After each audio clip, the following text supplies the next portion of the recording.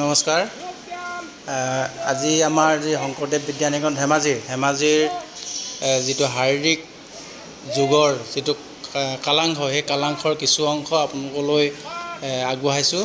তো আপোনালোকে উক্ত যি কালাংশটোৰ ছাত্ৰ ছাত্ৰী কেনেধৰণে কৰিছে সেই কালাংশটো আপোনালোকে উপভোগ কৰক।